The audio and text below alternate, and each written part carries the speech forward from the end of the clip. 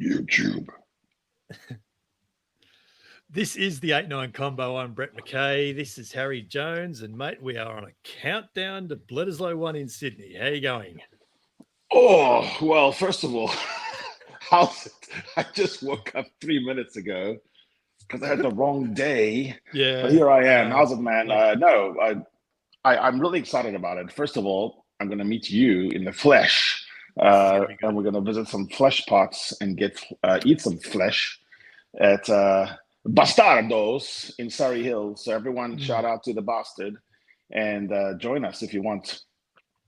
Yeah, no, what could possibly go wrong is I am genuinely looking forward to it though, and we will come back to this. I'm quite sure. It's episode 32 of the 8-9 Combo Rugby podcast, and we're brought to you through the Rugby Championship by Chasing the Sun 2, the outstanding 5-part all-access series documenting the Boks memorable 2023 Rugby World Cup journey, and which is now available to watch on RugbyPass TV World. It is actually now available. It is actually available now. Just head to rugbypass.tv and sign up for free and watch it wherever you are in the world, bar South Africa, we've discovered. So yes, but you will see it there. Let's get into the rugby week, mate. And it's cheers and jeers from the weekend. And my cheers for you is very simple, and you're going to love this. Tane Edmed is going absolute great guns for North Harbour. Starred in their big win over Manawatu. 2 tries, 33 points, 10 from 10 from the tee.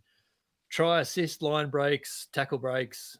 Just going great guns at the moment. He's been, he thought he was going to Tuaranga, but then he took a left turn and went to the harbour.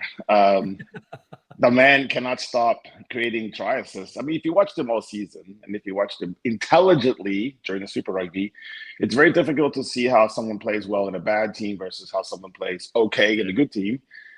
He's just a man. He's courageous. He's bold. He takes on the line. He's really got a good attitude. And I know you know this, his kicking percentage is quite high. If you take over, people remember one kick he missed, but over the long season, the guy has a good boot. He goes all right. And you know, it's hard to argue with form. That's certainly true. So anyway, we will see. I saw traits in him. Obviously, I was ridiculed for so long about it, and now everyone's Johnny come late. You were taking the piss. I know, wasn't. No, I knew that I did. I wasn't in the Overton window yet, so I had to sound like I was taking the piss, but I actually thought he was good. So I do think he's coachable. That's one of the things I think Joe Schmidt requires people who are coachable, because he has a system. He has these kind of Schmitty kind of things he wants to do, and it takes a while. Johnny Sexton wasn't Johnny Sexton before he was Johnny Sexton. And I've always said this, Australians wouldn't pick Andre Pollard for their fly-off. They would keep picking other shiny objects and keep losing. Yeah, it's quite possibly true. It's quite possibly true. Am I jeering? You are jeering. My jeer is for the people Is your jeers to my email that said we're recording Tuesday morning? No, it's okay. I'm not going to jeer a famous Kiwi's fascination with Star Wars. Just like I wouldn't jeer your love of Seinfeld or my love of Sopranos. That's just like pop culture. I'm going to jeer today the weird lame-brained attempt by the English to horn in on the success of the Urk, the mighty Urk, and say, couldn't we come to the party, but first can you kick out the 2 new boys? And I thought the Irish were really stout and said, nah, we're in the position of strength, and we'd like to tell our former colonial overlords and pillagers, get out. It was even better than that, wasn't it? It was sort of like, can you come to our party but not bring those 2? Yeah, we'll see how that plays out. It's got a little bit to go as yet, no doubt at all. But it's a good G's. I do like that. I do like that we've got another favourite guest returning, mate, and it's for another 8-9 debut, and he joins us next. I'm looking forward to this. He wants brownie points. Here he comes. Dun dun dun dun dun dun dun. Do, do, do, do. From the moment he remembered brownies in the oven 2 years ago, this week's guest has been one of our genuine favourites. He's now burning the early mornings at the helm of SENZ Breakfast with former All Black Israel Dag, but the voice remains at its unforgettable best on TVNZ as well. It's quite possibly and quite probably past his bedtime, but this is the sacrifices that we do in Bledisloe Cup week. So please bring the oven mitts together for Scotty Sumo Steveson. Well, hello. Yeah.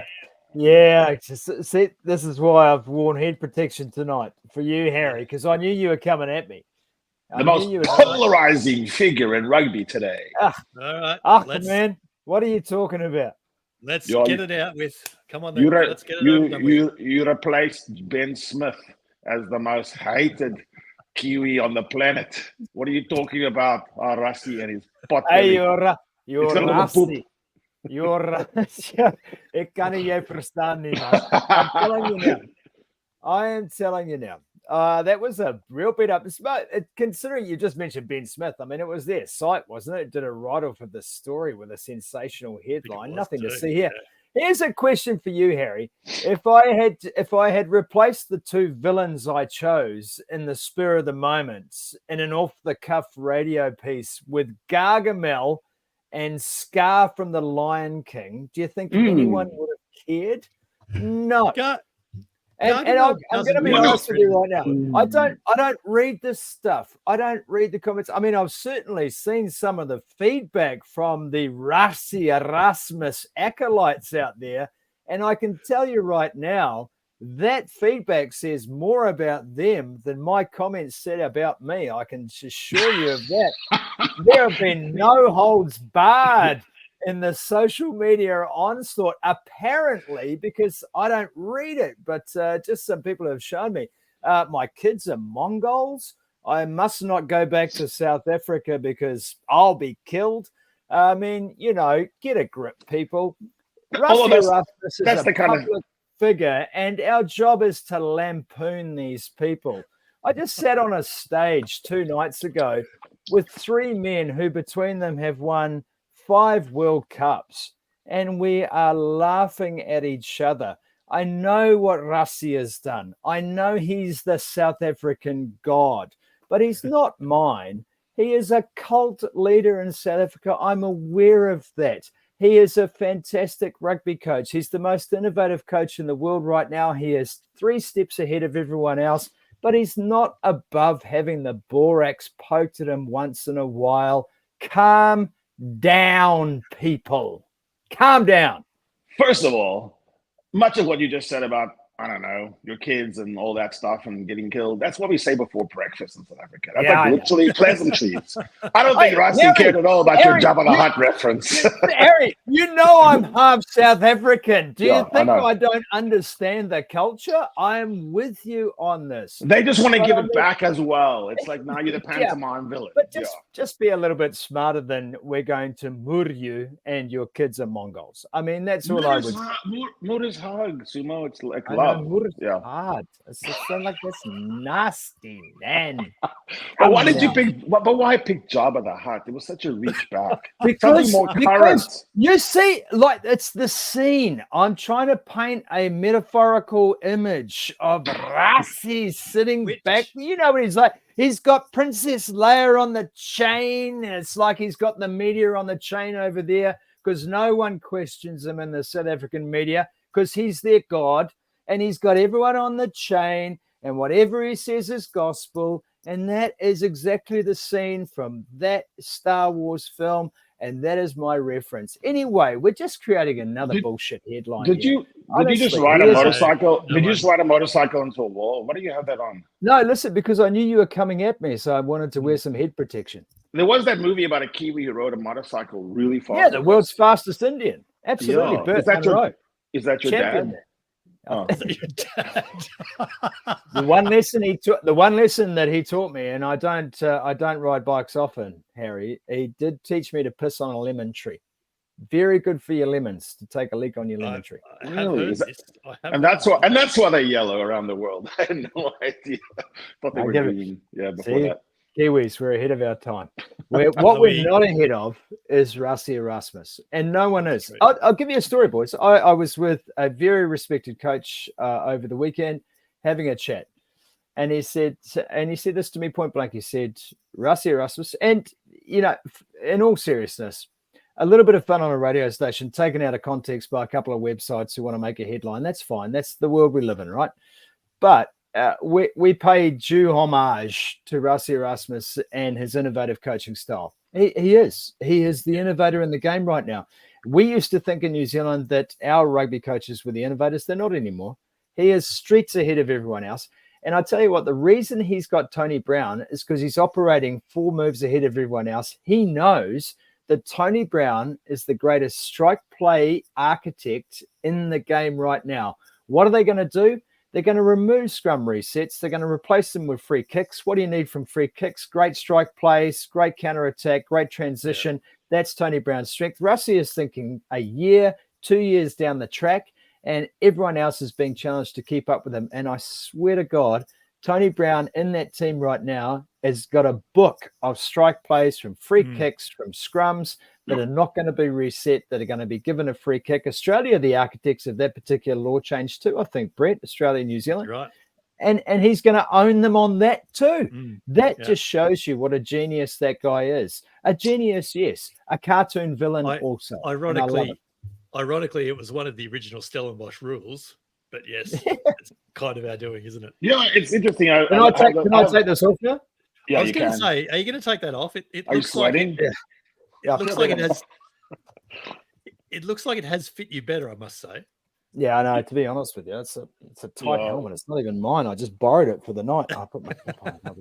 Yeah, a lot more handsome now. But listen, I was listening to you as I usually do, off and on, and you actually were extolling Rassie on a couple of things that I thought were interesting. One was you were saying he gave the bench an identity, not just having a name, Bomb Squad, but actually branded them, trademarked them, built a charisma around them, and made people excited to be part of that league. Almost like, oh, you're starting? Oh, sorry. You know, it's that, and that role and the timing of it, and the fact that it's not just dribs and drabs, like, oh, you're a little bit down, so come in. Get 5 guys coming on at the same time. Something awe-inspiring. Yeah. Like, and Harry, and I don't know if Rassie coined that phrase or not, but he certainly owned it, right? And he's made the most of that. And this is the one thing we've had a lot of debate over here, and certainly on our radio show on SENZ. When an All Black is put on the bench, it's considered a demotion.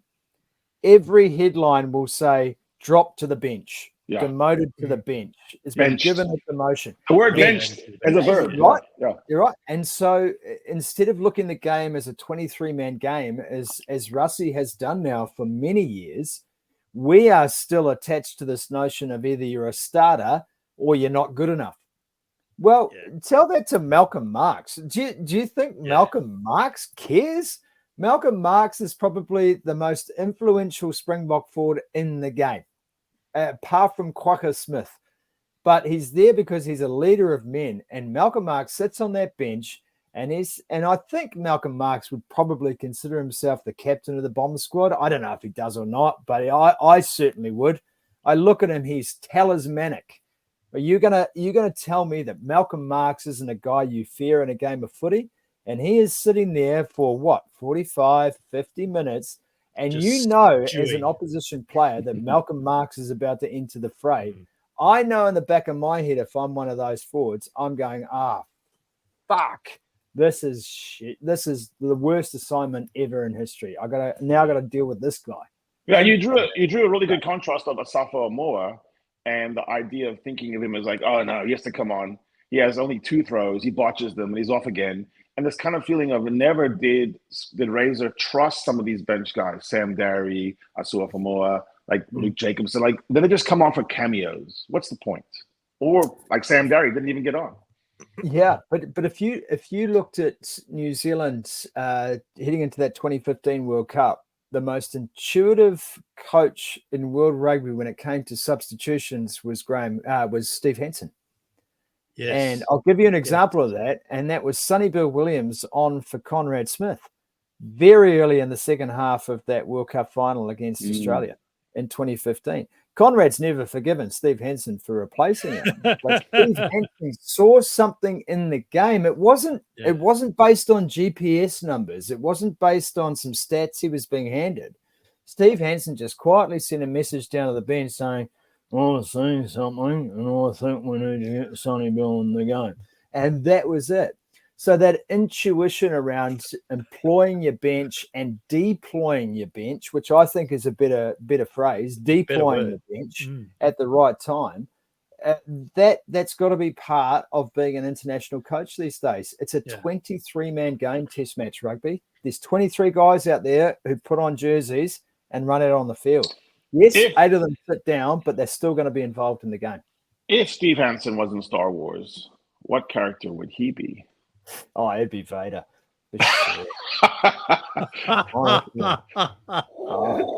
Oh, that'd be so great. and then when he met Ian Foster, he'd say, "I'm your father." Yeah. No, look, he's definitely Vader. He's my Vader. When was the last time a tight five forward on the bench didn't get on into a Test match? No, I can't recall actually, Brett. It'd be a long time. It happens now, right? And you know that you're gonna gas yourself. Although what was really interesting in that Cape Town test was how long they left their forwards on.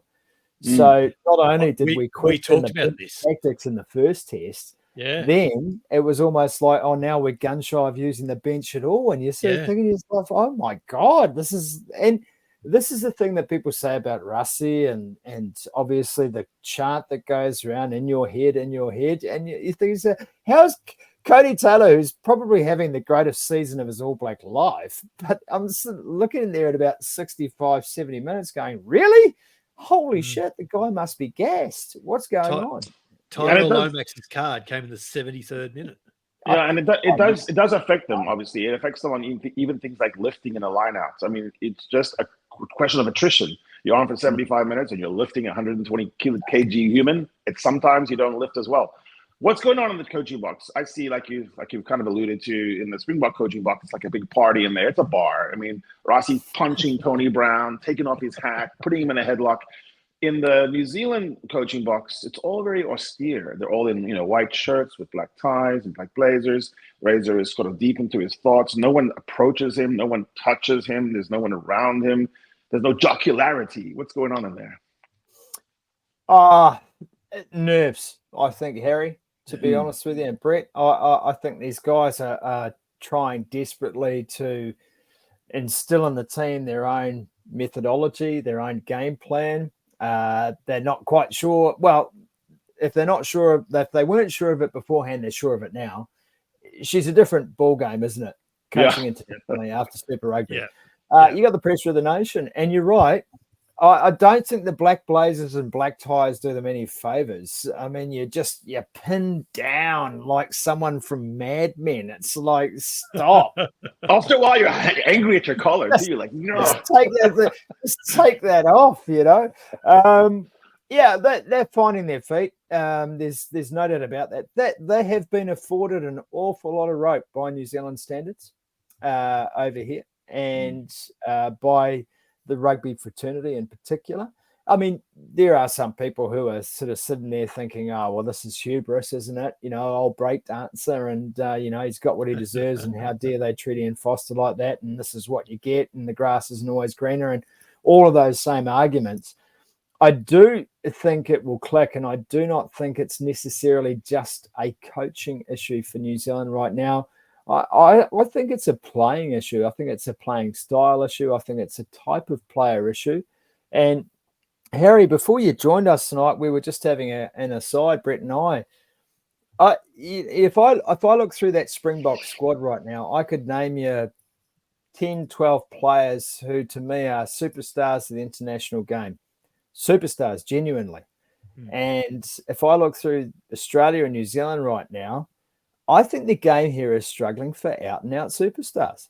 I really think it is. The NBA has superstars. The NFL has superstars. The NHL has superstars. The EPL has superstars. What has Super Rugby got right now? Who are the out-and-out global superstars of Super Rugby that just automatically spring to mind? We've got a lucky losers finals format. Oh, my God. You also, you look at maybe 15 years ago, 20 years ago, you think a World 15, a World 23, it would be 90% Super Rugby.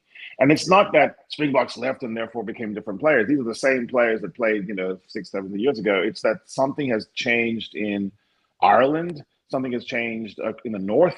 And so being exposed to those, even in Champions Cups or in the IRC, has really lifted Springbok standards. And they've done another thing that Razor hasn't done. By the way, Razor reminds me of Dexter, the serial killer guy on TV. That's my reference. He's like bizarre. His syntax is weird.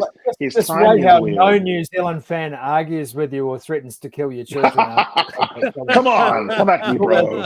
That's called a sense of humor for those just trying to. But like you look at it, and it's interesting because the Springboks have chosen to take IP from around the world. They have their better rested Japanese bass players, Kwacha, Peter Steff, Malcolm Marks, Jesse Creel, who look, really in the best shape of their career. Then you have sort of the deviousness of the Irish, and so Archie's over there plotting in Leinster. And then you have people in France, people in England. And New Zealand has said, no, we want to be this island nation, two-island nation. We want to be right here. Don't bother us with the stuff in the rest of the world. Is that going wrong for them, or should they embrace overseas players? Yeah, I've long said it. And I think the starting point with that, and I mooted this idea many years ago, at the very least, if you're playing Super Rugby, you should be able to play for any club in Super Rugby. Yes. That's how you spread talent. That's how you grow games. That's how you grow competitions. Instead, this protectionist policy that New Zealand has relied on for a long period of time, it worked for a time. It did. And so I don't question that it served a purpose, but it's no longer fit for purpose. And the South Africans have shown that. It's no surprise to me that since South Africa changed its eligibility restrictions and started to say, play your rugby wherever you like, let some private owner pick up your wage tab so we can save money and throw our resource into our top team. When you come together, they have won 2 Rugby World Cups. I mean, and look at Argentina. Argentina's not even in a comp with the results, can you? Yeah. And so we're a result-led business. International rugby is about results. South Africa want to be the most dominant team in the world. They are the world number ones. They are the world champions. And their players come from all corners. Now, originally that was dressed up as a kind of economic reality for South African rugby, but now it should just be considered smart business. And New Zealand will change. I have no doubt about that. And the reason I say it will change is this. New Zealand rugby now has private equity invested in it, and they haven't invested in the grassroots game. There is no altruism at all from a private equity investor. They have invested in the All Blacks brand. I heard one former All Black just 3 days ago say to me, we might just have to get used to not having an 85% win record. That's one of the most famous All Blacks of all time said that to me. And I said, well, you can't do that. You just sold 7.5% of your revenue every year to a private equity partner based on the fact that you are the most dominant rugby team in the world. That's actually a non-negotiable. So if the All Blacks are your brand, hold the receipt up, aren't they? Right, and if that's what you've bought, then that's what they will demand. That's like Coke saying, we don't care anymore about the recipe. We'll just throw any old thing in a can and hope for the best. No. Yeah. No. That was really good, by the way. That right there was herbs and spices, my friends. You don't go in there with 10. Yeah. I feel like I just realized you're much smarter than I thought you were right then at that moment. That metaphor was genius. I really appreciate it. I think I'm offended for you, Sumo. No. He shed the skin of the clown, and we saw the little mini genius come out. They're sort of having their cake and eating it though, New Zealand, and certainly the top All Black players. They are lining up to have their 6 months in Japan. They're lining up now to have 6 months in France or 6 months in Ireland or wherever it is. So it's kind of happening anyway, and it's stealth, Brett. It's happening by stealth. It's not even by stealth. It's happening clear and day. They announce it. I know. So you got the Bowden Barrett clause is a prime example, right? Or Bodie Barrett gets to go and have a sabbatical here in Japan, then come back and be in the Blues. And then Bodie Barrett thinks, well, like I'm an All Black because I'm getting paid as an All Black and I'm a contracted All Black. So, I should be a starting All Black. And we dress it up all the time. It's like, what about X? And what about this guy committed here? And what about this? It's like, who gives a shit? It's international rugby. The best 23 players who are eligible to play for your team should play for your team. And there's all this gnashing of teeth and wailing about the community game. The community game's gone. I mean, the union's looking at school kids now as their funnel of talent. They're not looking at clubs. They're not looking at provinces. I can assure you of that. They want kids stipended at 15 into a Super Rugby academy, into a Super Rugby club, and then providing their talent. Why are we pretending that we care about the greater good of the game? If the All Blacks is your brand and that is what you sell, pick the best players. And as someone said the other day, you know, the All Blacks' best players right now in certain positions who are eligible to play for the All Blacks and by passport alone, would you pick them? 100% you would. If you could. And Scott Robertson would. And one of the first things he said when he was appointed to the job was exactly this. Right. Yeah, we need to get this option open. Yeah. There might be a test case looming about Super Rugby. And I'm with you on this whole open borders thing. I think I've said it for probably as long as you have it. It needs to be. But there's a test case looming there because Pone Fa'amausili has either signed for Moana Pacifica or is about to. And if he can regain his fitness and becomes the devastating ball carrier that we know he can be, he is going to be one of the top 3 Australian tight heads in Super Rugby.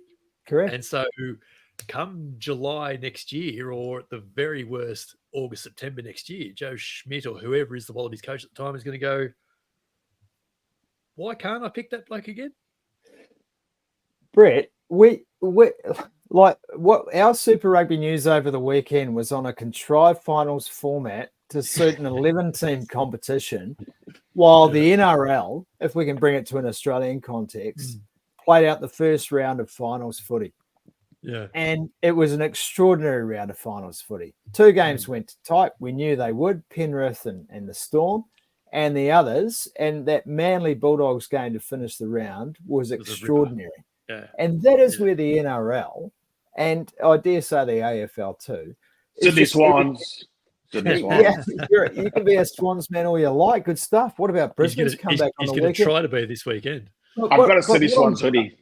What I'm saying is that, you know, they're not hamstrung by international commitments and people sitting back saying, oh, you got to commit to the country to play.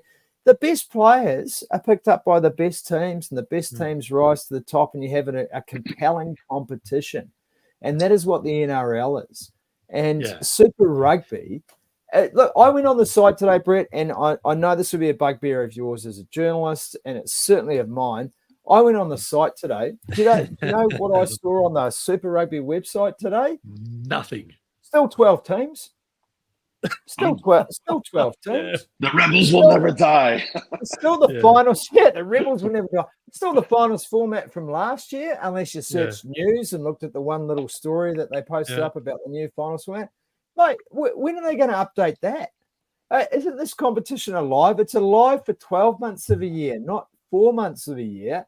And the website doesn't even get updated to fit the news that they're selling people. And you think Listen, the IT is being run by 8-year-olds RTD are doing this 8-year-olds. Yeah. I mean, I can go on any other professional club competition in the world today, and I can find you who farted before breakfast. Yeah. And the Super Rugby website can't even take off the logo of a team that no longer exists. I mean, what are we dealing? Why are we? And we're talking about a game right now that actually doesn't know how to be grown up and professional. And we're wasting our time, and we're 40 minutes into this talking about a sport that doesn't take itself seriously as a professional sport. Why are we wasting our time on it? Yeah. Ask yourself. All I know is I'm going to invent a fart index, and I'm going to publish this. And every week I'm going to have the leaders of the fartiest looking players. Who farted the earliest each day. It's a massive party looking. It's a good idea. It's easy. Like the NRL has the benefit of being, they are the EPL, they are the NBA, they are the best competition in that particular sport. I know. Super Rugby definitely is not. Well, but you could at least pretend that you were trying to be. Yes. You know what I mean? Just pretend you're trying to be. Maybe give the fans a little bit more respect than you do, and maybe keep us updated, mate. Where is the off-season moves? Where is the page updating squads? Where is the interviews with the coaches off-season, the players off-season? Where is my up-to-date source? I was sitting there hosting a radio show last week, and I looked up at a TV screen, and we've got about 20 of them in the studio, and ESPN were running a massive studio production. Do you know what their studio production was about? 6 weeks until opening night of the NBA. Now, I know, welcome to the Ocho and the Octobox and all that jazz, but they were running a 3-hour special because it was a countdown clock. Weeks until the opening night of the NBA. Yeah. There is just a different level of professionalism and approach to the game, information for the fans, the ecosystem around it, pumping up the tires of the players, talking about squads, acquisitions, guys who are leaving, everything that a sports league should have. Super Rugby is a 5-month of the year deal. If that, the NFL, mate, if there were 13 months in a year, it would fill 13 months. They would lobby for a 14. 100%. And even on the stats issue, like you take the IRC and you go on the IRC site, they have wonderful stats. They have stats, crossways, verticals, player rankings per position. They have deep stats on penalties won and conceded a scrum for a player, like interesting stuff. So that sports nerds can crawl in. That will be the case again in October, November when our teams go north and the Six Nations Inc. owns the Autumn Nations series or whatever they call it now, the spring tour. And the stats presentation on their website is good. Phenomenal. It's so good. And it's the same every year. So you can go back and say, I want to look at something from 8 years ago. How's that changed from last year? SENZ are, it's like they have a different stat every time and they just like leave one off. It's only yellow cards, not red cards for some reason. I don't know why. Just weird stuff. Sanitize the game. The great thing about that is in the Autumn International is owned by Six Nations. You could probably go through the companies CVC owns and you'll find out the company doing their stats is also owned by CVC. So they're rinsing money out of the game that way too, which is perfect. Quite likely. Quite likely. So what we do have, if our club scene is sometimes very gloomy in Super Rugby, the Test Rugby, International Test Rugby is the thing, right? It's the thing that NRL can never compete with. It's why Aussies will watch a game, Calcutta Cup. Aussies will get up and watch Ireland versus the Box because it's interesting. It catches our imagination. So as we kind of head now into Bledisloe, I was thinking about how similarities abound here. Yeah, both teams are 4-3. Both are led by Kiwis that are a little bit strange personalities compared to other head coaches. There's like one win against Argentina that's okay and one that's a loss that's terrible. Both drop both to the Box. And then you kind of ran up the score a little bit on the Northern Hemisphere. They're entering, though, and it's almost like there's no pressure at all on Joe. Whereas I think the Rays are starting to eat a little pressure for breakfast. Is that true? Is that fair? I was gonna ask about the honeymoon period. What's it been like? By and large, probably far more forgiving than it used to be, Brett. Razor's built up a fair amount of political capital in that respect, though, based on his history and based on the fact that he was probably seen as anti-establishment. And the vote for Razor was a vote for change. And I guess those who really wanted to see something different from the All Blacks, not just on the field, by the way, but just a different approach to the people and the fans and the media and all that jazz. They're quite able to sit back and relax. I know that there's some really dyed-in-the-wool guys who've been connected with that team for a long time who have given them a long leash, as I mentioned earlier on. There are some fans who haven't. Naturally, I mean that's the spectrum of these things, right? And there are some fans who say, well, this guy was supposed to be the game changer and it's custard so far.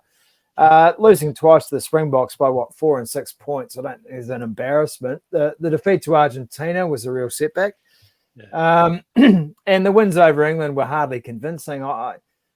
And in Fiji, I just put an asterisk alongside and say, well, that's just nothing but a little money-making venture for Silver Lake partners. But, this is a test. The Bledisloe Cup, as you know well, Brett, New Zealand never want to lose that. And, I look at the TAB odds, our TAB, our betting agency here in New Zealand. I mean, they got Australia at 430. I mean, rank outsiders for this one. And I think that's probably about par for the course, to be honest with you. I talk about looking at superstars and New Zealand rugby right now, who we're naming. I look at that Australian side, Brady. And you know me well, mate. I've always been on your side when it comes to the way New Zealand's treated Australia and how we need a strong ally next to us.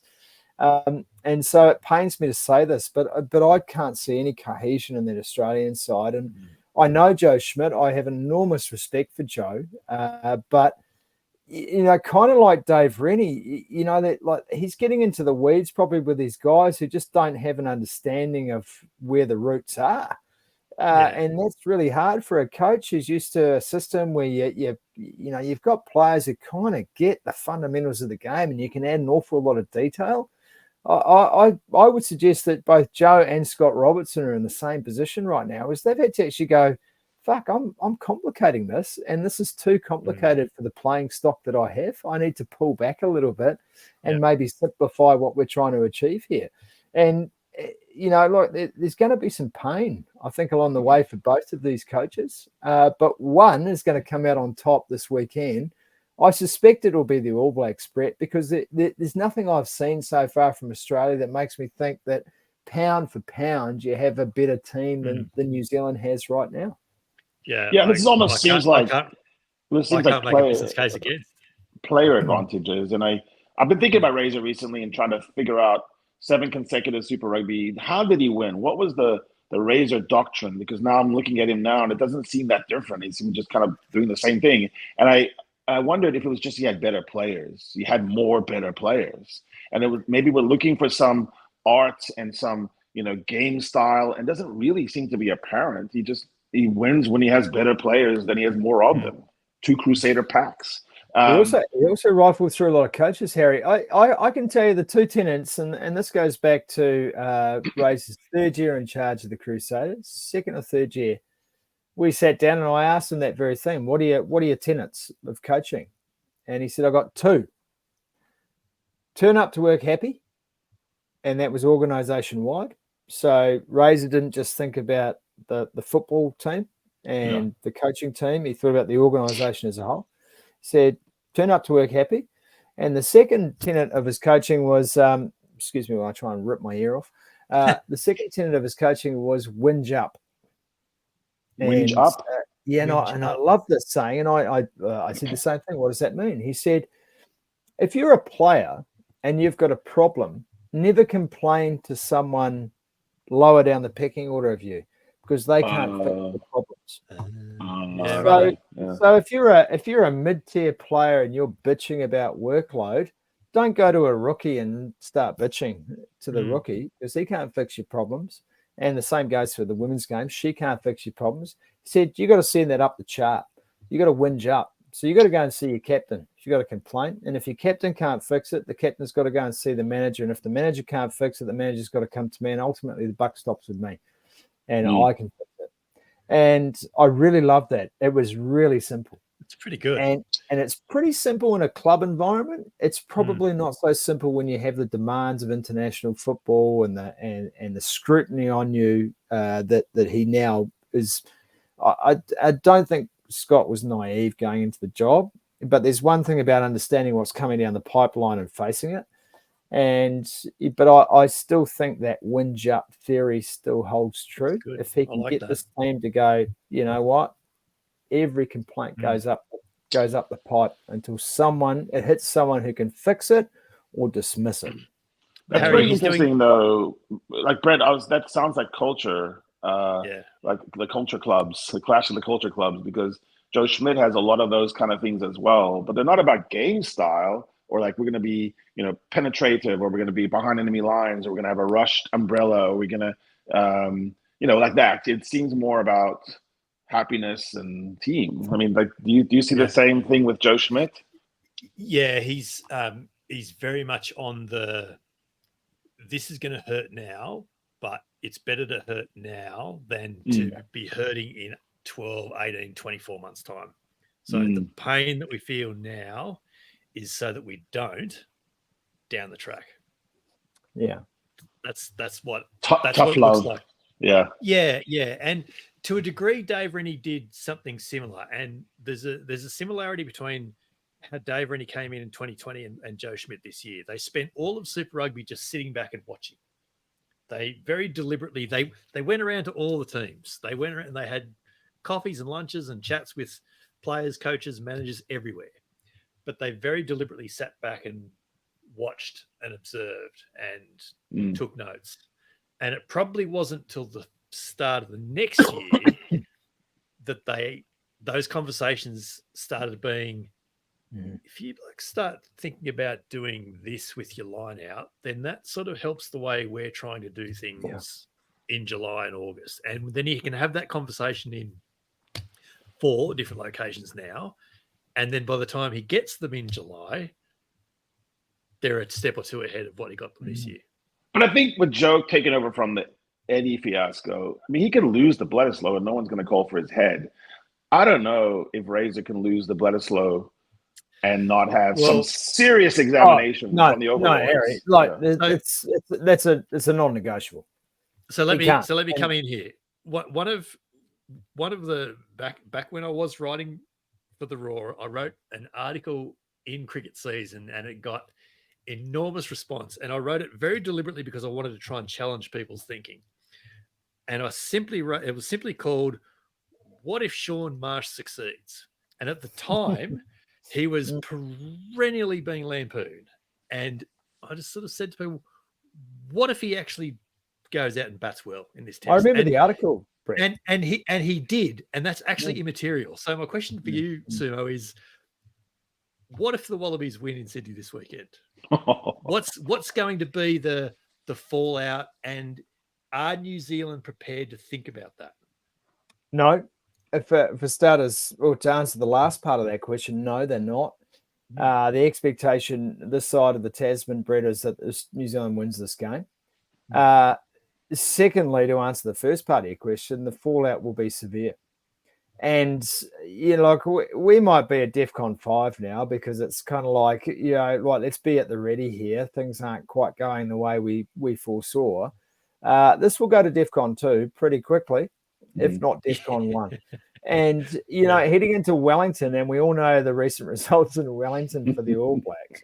And you're thinking to yourself, should Australia one up in the series? I guess the bonus with the Bledisloe is that you've got to win both to win it. You only got to win one to retain it. And I guess that's the kind of short-change nature of the Bledisloe Cup. It's how the Wallabies if Joe Schmidt, and he's more than capable of springing a surprise. Because, I'm assuming you've met Joe, Brett, and talked to him. I mean, I certainly have, and I have enormous respect for Joe, as I do for Scott. And against some of the preconceptions of our South African listeners, as I do for Rassie Erasmus. But, there's a really smart He loves guy. you too. Yeah, well, apparently he does. He messaged such. But they're really smart guys. And Joe also has that added benefit of having had time in the squad and time in the heads. And the one thing I would say about this All Black team, and the thing that I get off on these days more than, mate, what a first five did, and the running lines of a 7, I really get off on team culture. I spend a lot of time around high performing teams now, and I look at what they do and I try to understand the psychology around those teams.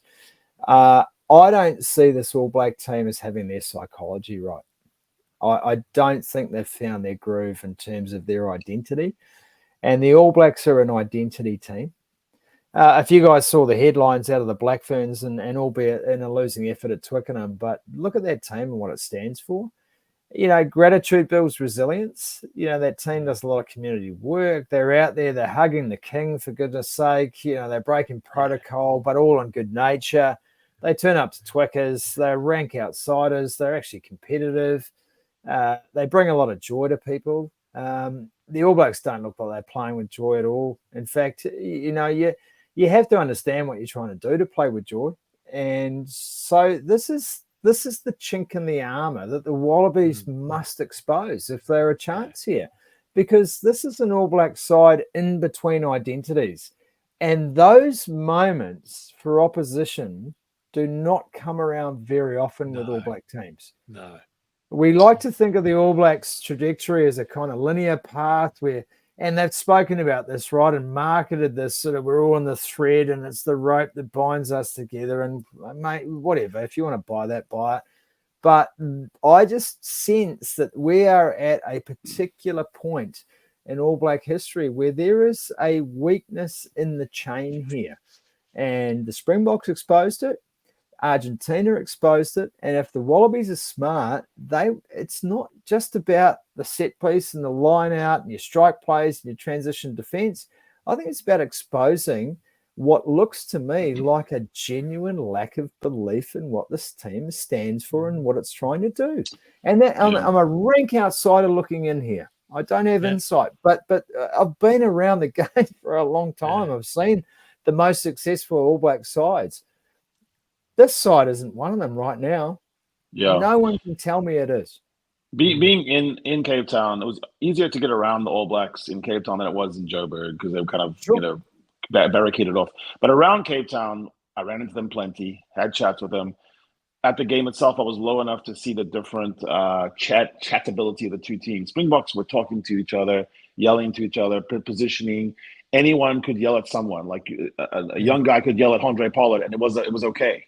In the All Blacks, it seems still hierarchical, even on top of Table Mountain when running into Jason Ryan. Like players are not messing around with the coaches. Coaches are over here, players over here, senior players here, young players there. Almost like prefects and head boys and principals. And I wonder about that because you just said, Razor said happy teams win. It didn't look that happy to me on the field. I really never saw the Almost Black smile. I just saw Box jumping around and playing around. Even in the warm-ups, the warm-ups were different. The warm-ups were like regimented. Forwards play with forwards, backs with backs, do this, do that. Springboks running around. Rassie's kicking the ball. People are hugging each other, tapping each other. Yeah, and winners are grinners too, right, Harry? I mean, and this team finds itself under pressure, but, like every good team finds itself under pressure from time to time. And if you can't fall back on results, what do you fall back on? You fall back on team culture. And the greatest teams in the world are the teams that say, right, we're going to have some adversity here, but we'll get through this because our culture is really strong. And I mean, I get a lot of lip service around those elements from the All Blacks, and they're all singing off the same song sheet. But, I look very intently now at body language and about people and about how a team is expressing itself. And, the All Blacks are playing with fear. And that's how it strikes me, at least. And look, I'm not an expert. I'm not fear of making mistakes or what? Fear of losing. Fear of everything. Yeah, and fear of everything. To Brett's point, and I dare say, Brett, and you're closer to them, far closer than I am. I think the Wallabies are a bit like that at the moment as well. They're trying to impress a new coach. They're trying to make their way. They're trying to be the guy in the team, and that we're dealing with alpha kids here, right? They all want to be. They want to be the superstar, the untouchable guy. But mate, if I look through that Wallabies team and I compared it with mate, who are you holding a candle to? No one in that team's holding a candle to Gregan, Larkham, Linefer, Jones, Finnegan, offing Galway, Eels. No one. Just the same way in the All Blacks right now, no one's holding a candle to Carter, McCaw, Whitelock, Retallick, Franks. No one. And so we're in a crazy generation of the game here right now in Australia and New Zealand, where you're like, who is going to put their hand up and actually say, hey, world, it's me? And Tone Edmed. Tano, as we're calling him now. It might be Tano. Look, it's the flip side of that argument is if 23 blokes are trying to put their head up and saying it's me, then you're not having team harmony at all because you've got too many guys trying to get noticed. So this is the confusing moment in time for the game. I would caution, though, and hubris is one of my favorite words. Things are going very, very well for the green and gold right now. But please don't think that just because things are going well right now, it's going to last forever. there are going to be stalwarts of that Springboks side who might get on the fade sooner rather than later. And all depth aside, you know, when you take out some of the superstars of any great rugby team, it takes a while for others to fill those spots and to fill the vacuum left behind. And I think we're just at a point in Australia, New Zealand rugby right now where we're trying to find nature's abhorrence for a vacuum personified in a player.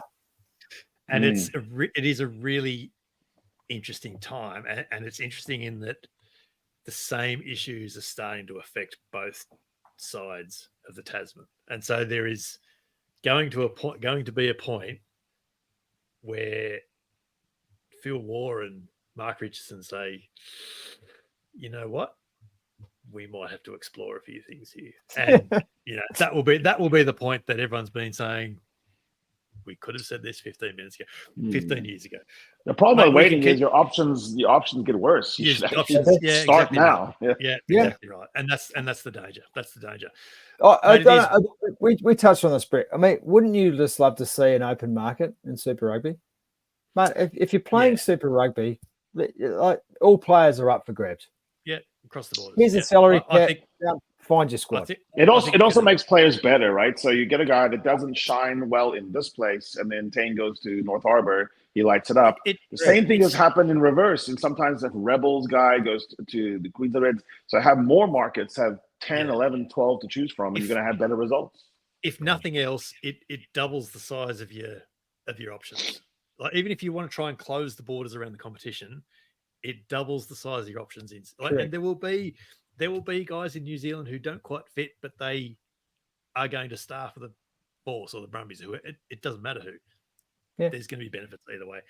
Yeah. We could keep going on this for several hours more, mate, but you have a breakfast radio program I do. Hook into in the morning, and we do need to let you go. It's been a fantastic chat, as it always was. I'm glad that the helmet wasn't needed for very long.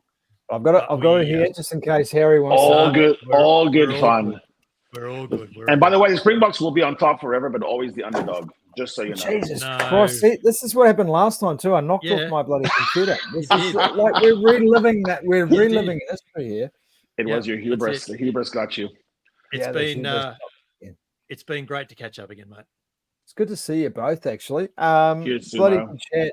And Harry, so you are going out to the Bledisloe. You'll be there. I am. Yeah, I'll be in Sydney, and I'm still planning on what I'm going to wear when I meet Brett. It's kind of stressful.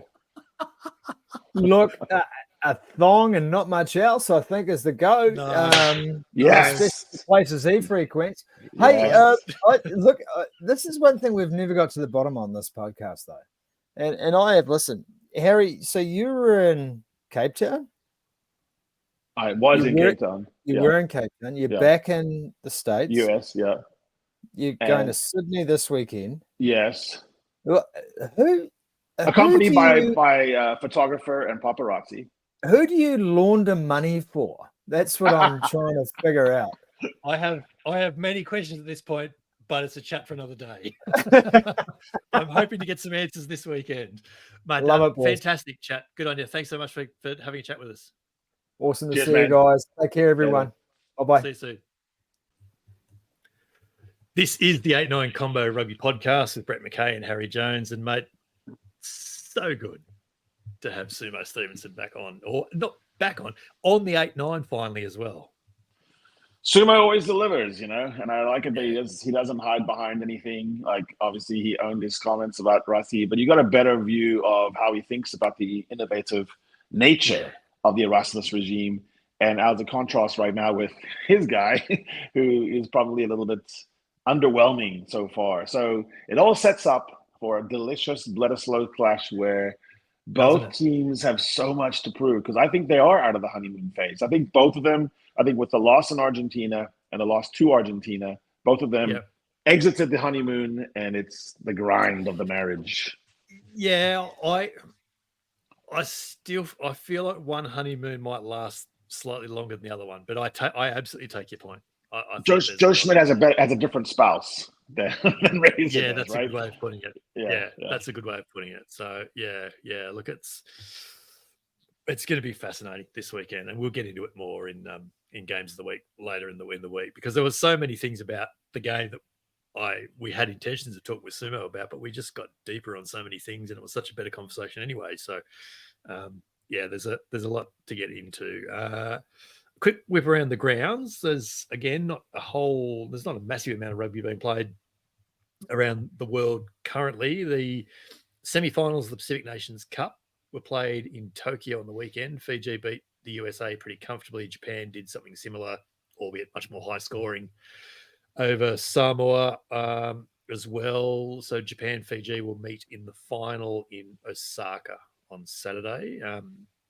And Japan's just ticking along. They're actually playing some decent rugby. Fiji look like they're playing top tier football, and they just can't find the space to play it in at the moment, which for sure makes their prolonged absence from the rugby championship. And that was the good news. That was the good news for USA. They held Fiji to 22 points. And you would think that, a lot of teams, Fiji will score points on you. So I'm just absolutely. Yeah. 22-3 is a good result for the US, no doubt. Round 2 of the top 14, no massive surprises there, except that maybe promoted Venice, and I'm probably not saying that right, held Stade Francais won that 34-31. We talked about Stade last year. Yeah, man, they're in a funny sort of spot, aren't they? Lyon beat Bordeaux 28-26. Toulouse got up over La Rochelle, but as we talked about last year, La Rochelle don't get interested till January. So we'll see how that plays out. The NPC over the weekend, Tasman beat Wellington for a historic Ranfurly Shield defence. It's been a long time since the Ranfurly Shield's been the top of the South Island, and for them to hold on to it as they have done is absolutely fantastic. North Harbour had a big win over Manawatu, and we talked about Tane Edmund earlier. They're playing some good football at the moment. North Harbour. Curry Cup.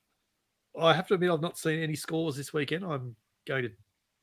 What do I need? Well, as you know, my position is the Curry Cup is not being held this year and fictitious, and all talks of it are fake. However, there was one of the most amazing matches of rugby in a year, which is when the Bulls and the Sharks ended up 40 all regulation, 33 all. Johan Goosen had a 52-meter from the middle of the field to kick to win it in normal time. Missed it, so you go to extra time. And in the end, it goes through 40 all. It goes through on tries scored. Trevor Nyakani scores a try at the depth, and that is the one more try that the Sharks needed, and they progressed on that rule. Bulls missed a penalty on in the 100th minute. 80 points scored, and Trevor Nyakani, a big jovial prop, is the winner. Yeah, how good. So the Lions play the Sharks next weekend in the final. Ringo is going to be happy, and he'll be there. Yeah, very good. Very good. Games of the week and the test match postmortem are back this week, so make sure you like, follow, subscribe, all of that sort of stuff, and make sure you don't miss either of those as they drop later in the week. Test match postmortem will be interesting. It will be the first time in 3 years of podcasting together that we record in the same room. Whoa! What can possibly go wrong? Mind-blowing. Genuinely, I'm having to think about how we actually do this from a logistical point of view. So I'll go on the other side of the press room. It'll be something like that, but people don't have to worry about that. But just know that when we do that on Saturday night, we are literally in the same room. The biggest headlines of the last 7 days, mate, as Sumo touched on it, Premiership Rugby exploring the idea of a merger with the ERC that would unite clubs across the UK and Ireland. The Telegraph broke the story over there. Crucially, Italy and South Africa would not be invited. And the interesting part there is Italy are current ERC shareholders. South Africa don't become full partners till next year. So timing seems a bit interesting. And the ERC and the Premiership both owned by CVC Capital. So is this shareholders having a bit of a say in the background? Well, the rise of the ERC is undeniably connected to the entry of the South African teams. South Africa, no doubt. And I think Ireland in particular, but also Scottish teams know that very well. The problem is Wales. Wales is really suffering, and they look at the Irk almost as like, oh, we're suffering, and now we're suffering worse. Yeah. So, We're still suffering. I think Ireland is the key in this discussion. Whatever No Ireland doubt. wants, they have some bully power right now. And the Irish Union have already come out and said, we're pretty happy in the Irk, and we're happy to have conversations, but it's got to involve everyone. But also, I think if you just read a little bit of Irish history and understand it, I think they're really enjoying being the ones that the English have to come to hat in hand. It's my Ireland. It's my Ireland. Please, sir, could we play with you? No. Yeah, exactly. Super Rugby announced an extended 16-round regular season and a more competitive 16 final structure that was overly explained and was made all sorts of silliness around losing seeds and all that. All you need to know is that there'll be 6 teams, 3 winners will go through, and the highest ranked loser goes through the semi-final as well. That's all you need to know. And it was one of the most underwhelming announcements that we've seen. It'll start a week earlier than it has done in previous years. More Sunday games, no super round in 2025 was an interesting little takeaway as well. A final thought for me? What do you got? Oh, I just want to get ready. I think I have to make sure I know which day is which day, and then arrive. I'm sorry. I am sorry. And start eating meat pies. Yeah. You're promising me good. You're promising me really good pies. So I am. I know a pie place in that area. Good. Yeah. I look forward to it. So that then is episode 32 of the 8-9 done. Check the show notes for the links to the 8-9 combo on Twitter and YouTube, where you find video versions of the podcast every week. Leave us a rating or a review wherever you can. Make sure you are subscribed. Make sure your notifications are turned on wherever they need to be. And on your pod platforms, make sure your auto downloads are set to on, and then you'll make sure you get it every time. Harry and I are in our usual places on the socials as well. You'll find Harry's written stuff on the Raw every week, and my weekly Australian columns on RugbyPass as well, although not this week coming, actually. And don't forget to head to rugbypass.tv, where you can now watch both series of Chasing the Sun, the documentary series celebrating South Africa's back-to-back Rugby World Cup wins in Japan and France. And we're so pleased that now everyone will be able to see Chasing the Sun too. It's a brilliant series, so make sure you sign up for free and watch it wherever you are in the rugby world, except South Africa. This is the 8-9 combo, the short side set piece combination you didn't realize you needed, coming from the podcast double act you already had. I'm Brett McKay. He's Harry Jones. And we'll be back in your ears in just a few days' time with another Rugby Championship edition of Games of the Week. Come to the press conference with me, my first ever. Ooh, that's beautiful. Ooh.